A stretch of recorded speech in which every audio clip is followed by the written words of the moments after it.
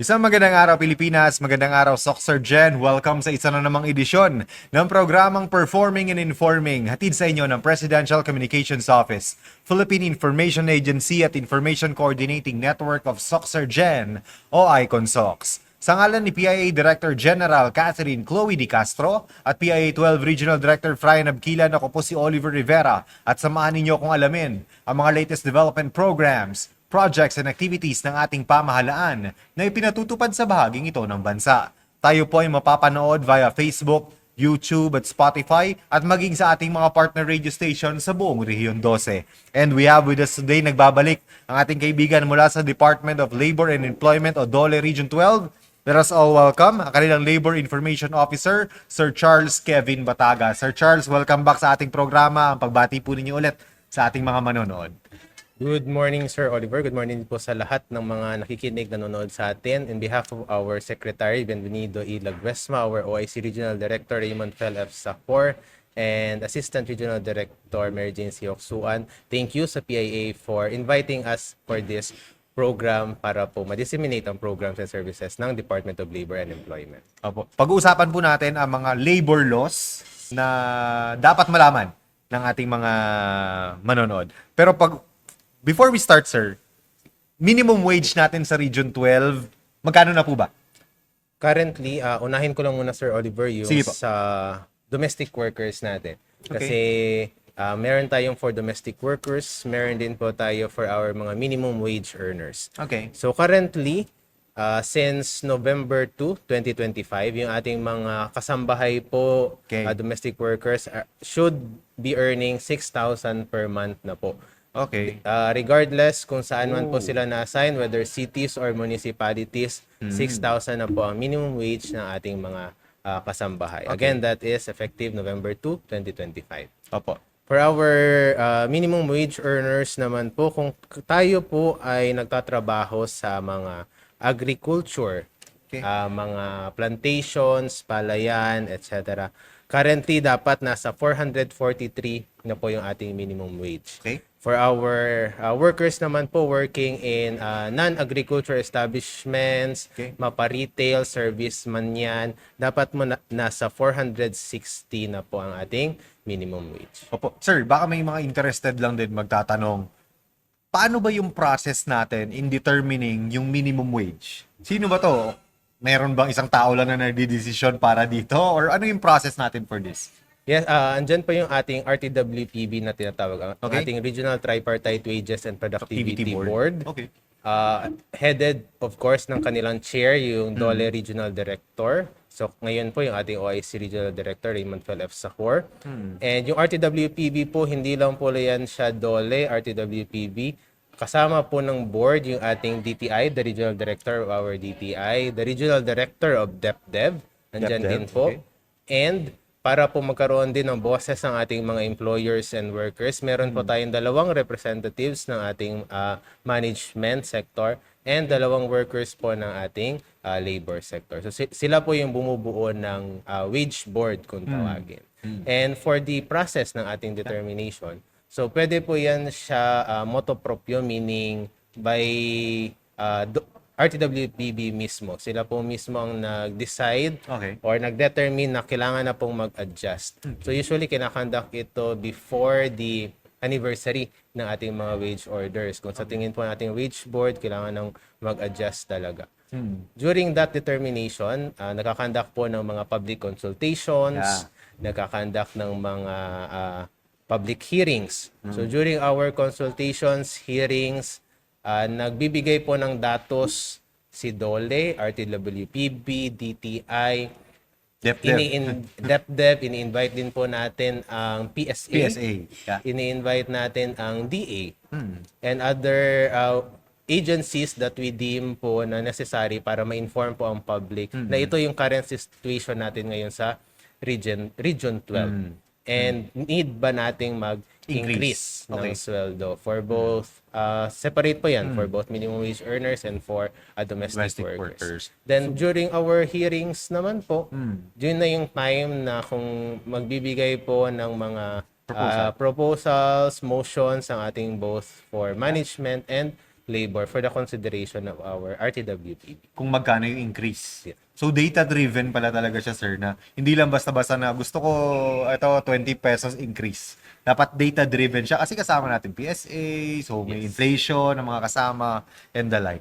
Opo. Sir, next naman po, holiday pays. Ang dami nating holidays. Paano ba yung computation nito? First of all, determine natin Yeah. muna is ano yung regular holidays. Regular. Ano Pula sa yung- kalendaryo. Yes, ano yung special non-working days. Okay? Kasi different po yung pag-compute natin doon. Yeah. And base po doon sa latest natin na proclamation by the Office of the President, yung ating 1006, kung ano-ano lang po yung ating mga regular holidays. So, andyan po yung ating New Year, Bonifacio Day, Rizal Day. So, pwede po natin basahin ito for the full list Sige po. of our regular holidays.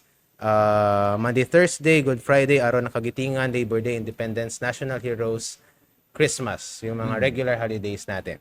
For our special non-working days, andyan po yung ating Ninoy Aquino, All Saints, Feast of the Immaculate Conception, last day of the year, December 31. Yan, mga special non-working days po natin yan siya. Chinese New Year, Black Saturday, All Souls, Christmas Eve, and even our Muslim holidays na Idil Fitr and Idil Adha. Depende po kung anong mga araw sila matataon. So for the computation of our holidays, unahin ko yung special non-working. Sige po. Special non-working. No work, no pay po ito siya. Meron tayong principle na no work, no pay. Kung hindi ka nagtrabaho na special non-working Non-working. day, like for example, August 21, Ninoy Aquino Day. po yan siya. Hindi ka nagtrabaho, no work, no pay po yan siya. Okay. Pero kung kayo naman po ay nagtrabaho on this day, meron po tayong additional na 30%. 30%. Yes, Okay. 30%. On top of the On top of your basic your basic pay. wage naman po Okay. yan siya. Sige, sir. Next po. And may additional computation naman po. Depende na kung kayo ay overtime pa that day on a special holiday. Minsan rest day mo plus special holiday. Meron pa po yan siyang additional na 50% na instead of the 30. So yun po for the specifics, every holiday po nagre-release tayo ating mga labor advisories for the guidance naman Para may for ating guidance yung workers ating mga... and employers mismo. Sa regular naman. Regular holiday, mas familiar tayo sa double pay. Kung Double kayo pay. mismo ay nagtrabaho, kung nagtrabaho kayo last January 1, Meron na. good or bad for you dahil nagtrabaho kayo na January 1, so dapat meron po tayong double pay naman po kung nagtrabaho tayo. Okay. Then, if ever hindi, Yeah. so one concrete example, meron nag-message sa atin, nagtrabaho ako sir last December 29, pero of course holiday kami December 30, which is a regular holiday. Meron pa rin ba akong makukuha? So dapat meron pa rin siyang 100% Ng sweldo pa niya. rin na sweldo niya kahit hindi siya nagtrabaho on December 30 dahil nagtrabaho siya immediately preceding the regular holiday. So which is December 29. Okay. Pero kung absent siya nung 29, Absent siya nung 29, wala po 30, siya. hindi siya pumasok. Yes, hindi din siya pumasok. So, So, 30, hindi siya wala siya makaka-avail. makukuha na 100% for that regular holiday. sige po. Na-mention nyo kanina, sir, overtime. Paano naman po yung computation natin on overtime po? So, ang ating overtime, like our special non-working day is considered as premium pay na yan siya ng ating mga workers. Kung meron tayong question saan ba makikita or mababasa ito, meron po tayong handbook, ang ating Workers Statutory Monetary Benefits na handbook. Downloadable po ito online through our websites naman po. So, ito po, sir, overtime. Ang ating normal na working day natin, normal hours in the day natin is 8 hours. So, kung tayo ay lalagpas, Example, 8 to 5. kung 8 to 5, consider as, ano naman talaga yun, 8 Regular. hours pa rin yun siya. So, yun yung regular working days natin, working hours. Okay. Kung lalampas na po tayo doon, kasi yung 1 hour na lunch is considered paid naman po talaga yun siya.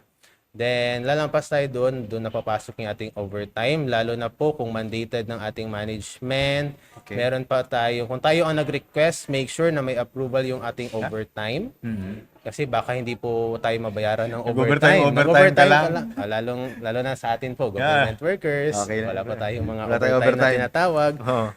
Pero for private, For private, Opo. so yun po yung dapat ma-consider natin. Approve kung gusto yung mag-overtime. Or may memo. Mandated, may memo po ba yan siya? May attachment Kasi baka dapat. hindi mabayaran yung ating overtime. Hmm. So for regular days na tayo ay nag-overtime, meron po yan siya additional na 25% Okay. per times the number of hours kung kailan ilang oras tayo nag-overtime. Kung special non-working days naman po, i-increase siya ng 30%. Okay. Kung nag-overtime ka, 30. dahil nagtrabaho ka na ng special non-working day, Tapos plus extended pa. nag-overtime ka pa. So, 30. from the 30 plus another 30 Times for 30. the overtime pa. So, yun po yung sa overtime pay. Doon naman sir sa mga marami na sa atin dito, mga call centers, meron din mga nagtatrabaho sa mga hospitals, mga 24 hours na mga establishments. Meron bang batas or may susundin ba na computation for night differential naman po? Yes, meron po. Sa mga BPOs, security BPOs. guards, na Security nagtatrabaho ng mga between 10 to 6 a.m. Okay? So, kung nagtatrabaho po ng 10 p.m. to 6 a.m., meron po sila dapat additional na 10% on top of their basic salary depende sa number of hours na nagtrabaho sila. Rendered. Okay. Oo. For the 10 p.m. to 6 a.m. nila na work. So, again, that is 10%, yung ating night shift Night differential. differential. Additional lang po pala, Sige po. Sir Oliver, meron tayong mga exemptions kasi sa ating mga premium pay. Okay. Exemptions sa overtime Yeah. or yung nabanggit natin kaya special non-working. Oo. So, sabi ko na kanina, government. Government. Hindi po talaga Wala tayong pasok overtime doon. pay. Sige. Yung mga nagtatrabaho sa mga managerial employees. Yes. Hindi po sila qualified to avail of this. Then yung ating mga kasambahays, yung mga those receiving purely commission, Yes. hindi din po sila. Kasi minsan, Commission-based ang ano. control mo kasi yung oras mo, yung sino client na kukunin mo, kung purely lang, commission-based talaga yung kita mo. Hindi po tayo, exempted tayo dito. Opo. Sir, doon naman po sa meron tayong tinatawag na paid leave. Ito karapatan ng ating mga manggagawa. Baka hindi po ninyo alam, meron po kayong service incentive leave sa isang taon. Yes. Ilang araw ito, sir? So that is 5 days na paid leave. Baka merong magtatanong, kami more than 5 pa nga kami. Opo. So meron po kasi tayong mandated talaga ng batas, yung ating service incentive leave. Dapat Na 5. dapat talaga merong 5 paid leave na as long as naka-isang taon na po sa in-service yung ating employee, Okay. dapat meron na po siyang service incentive leave na 5 days na pwede niyang gamitin whether sick leave or vacation man yan siya. And ang kinaganda po nito is pwede siyang ma-accumulate and pwede siya pong ma-convert into cash in case po hindi magamit or upon separation, resignation, kailangan pwede niyang makuha. Oh. Okay, so paid sa mga wala talagang absent for how many years in Yeah. service, pwede mong ma-top up 'yun sa retirement mo. Yes. Oh. Doon naman sir, separation pay. Paano yung computation natin diyan? So sa separation pay natin, Sir Oliver, klaruhin lang po natin, meron kasi nagme-message sa atin, Sir, nag-resign ako, magkano ba yung separation pay na makukuha ko or meron ba akong makukuhang separation pay? So unfortunately po, kung tayo ay voluntary nag-resign, hindi po tayo entitled for separation pay. Ang ating separation pay is para po sa mga tinanggal involuntarily. Maybe due to retrenchment, nagbawas ng mga empleyado dahil medyo baka mahina po yung kita ng isang establishment. Yes. Redundancy, for example, din nakita ng management na duplicate na yung position na Functions. ito. Pwedeng matanggal due to that. So yun yung tinatawag natin ng mga authorized causes. So authorized yung ating establishment to do that. So depende po kung 1/2 month per year of service. or 1 month pay per year of service. Example na lang natin, retrenchment, natanggal ka, so 1/2 month per every year of service natin. So 1/2 ng sweldo mo times the number of years ka nagtrabaho sa isang establishment. Kung redundancy naman po, 1 month pay for every year of service. Oh. So for more specifics, andyan po yung ating handbook, downloadable po yan siya. So dapat tandaan ng ating mga manggagawa yan. Mayroon tayong mga redundant. Kung natanggal kayo via redundancy, 1 month na pay. For example, times mo, ilang years in service, 10 years in service, meron kang 10 times ng iyong sweldo na makukuha as separation pay. Sir, early pa lang ng taon, kapapasok pa lang, marami na, may nagtatanong na nito. Computation ng 13th month pay. So, Oo. 13th month pay. Computation at unang-una, Yeah. covered ng ating 13th month Sino ang pay covered? sa mga rank and file employees. Okay. All rank and file employees regardless of employment status Okay. ay entitled sa ating 13th month pay. Simple lang naman po yung computation. Ina-add lang natin yung sweldo niya from January to December divided by 12. Kung Okay. wala kang absences, mas maganda. Okay. Kung meron, expect na lang po na may bawas po yun siya. Kasi nga, Okay. kung siyempre nag-absent ka, hindi ka naka-receive ng sweldo on that day. So, bawas na po yun sa computation natin. So, kung magkano po yung sweldo, basic pay na na-receive mo for the whole year divided by 12, yun basically ang ating 13th month pay. Paano, sir? For example, nag-start siya April na. Ganon din. Yes, ganun din po. Total from April to December divided by 12 pa rin. So, Okay. proportionate 13th month pay ang makukuha niya, hindi na yung kabuuan. Basta, as long as nagtrabaho ka sa isang company ng 1 month, you're already entitled na for 13th month pay. Yun yung question kasi baka nag-start na siya. For example, November first week siya nag-start, entitled pa din siya. Wait, pagka December. Depende na kung Oo. ilan yung computation natin. Yeah. Sir, doon naman po, baka may mga, ano po yung process natin, sir? May mga, pag may mga reklamo sa kanilang mga kumpanya regarding this mga labor laws na napag-usapan natin.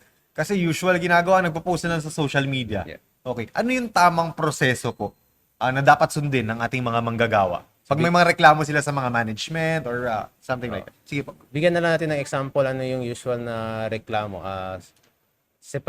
Final pay. Final pay. Nag-resign. Yeah. Natanggal ako, ano yung makukuha ko. So, hindi yan na-receive yung kanyang 13th month pay kasi dapat pong makuha yon. Kung authorized cost ang pagkanyang tagal niya, dapat nakuha niya ang separation pay niya. And ang final pay dapat po ma-receive within 1 month, 30 days from the date Upon of your termination. separation or Okay. pagkakatanggal or resignation mo. So, hindi yan na-receive. Unang-una, we always promote po na mag-usap muna yung worker and the management to the HR.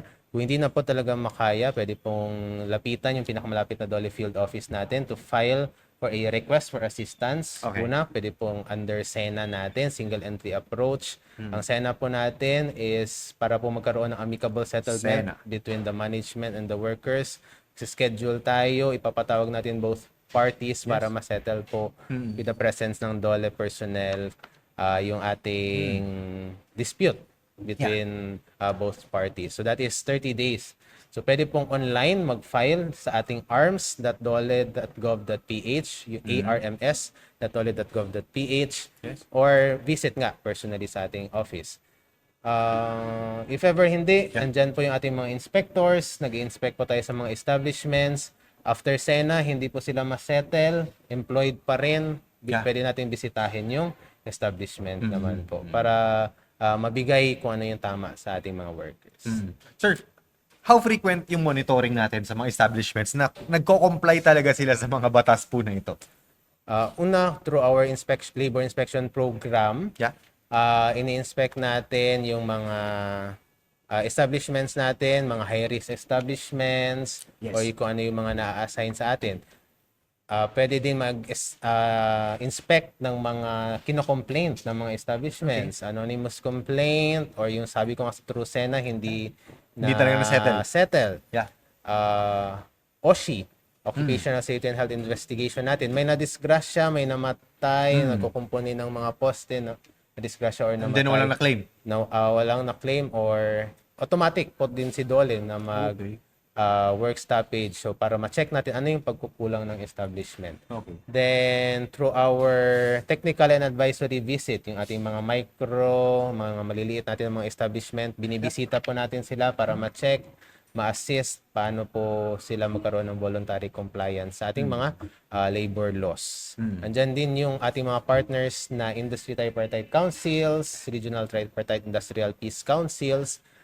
Through their representatives, ma-promote natin kung ano ba yung mga dapat na mga compliance ng kanya-kanyang mga ITCs dito sa Region 12. Opo. Sir, based sa data natin or experience natin sa DOLE, marami bang nagre-reklamo? In Region 12? Oh. Kung numbers po, fortunately wala akong hawak, Sir Oliver. Yeah. Pero yes, marami Marami. po. Not just through our SENA, Mhm. kahit po yung inquiries lang, Yeah. marami din po nag-i-inquire na hindi siya nabayaran. Hmm. Yun, meron po, pero ina-assist po. natin. So makakaasa ang ating mga workers na talagang aaksyonan po talaga ng Department of Labor and Employment pag meron kayong idinulog sa kanila. Yes. Opo. Sir, medyo nauubusan na po tayo ng oras. Baka may other announcements pa po kayo na nakalimutan natin pag-usapan. Sige po. Again, for our employers, hindi lang po for our employees, meron pong question about our labor law guidelines. Andyan po ang ating opisina to assist you. Andyan din po, nagpo-post din po tayo sa ating social media page ng mga bagong mga issuances po natin, and check our website din for our department orders and labor advisories. Sige po. Thank you very much. Sa ating mga manggagawa, tandaan po ninyo, mayroon po kayong mga karapatan. Dapat po malaman po ninyo ito or itanong po ninyo sa mga nakakaalam or sa Department of Labor and Employment para malinaw po sa inyo ang inyong mga holiday pay, overtime, mga computation po ng mga ganito kasi karapatan po ninyo ito. Sige po. Salamat po sa ating guest from DOLE Region 12, ang kanilang Labor Information Officer, Sir Charles Kevin Bataga, sa pagpapaunlak na mag-guest dito po sa ating programa. Sa ngalan ni PIA Director General Catherine Chloe De Castro at PIA 12 Regional Director Frian Abquilan, ako po si Oliver Rivera. Maraming salamat at isang magandang araw, Soc Sergeant.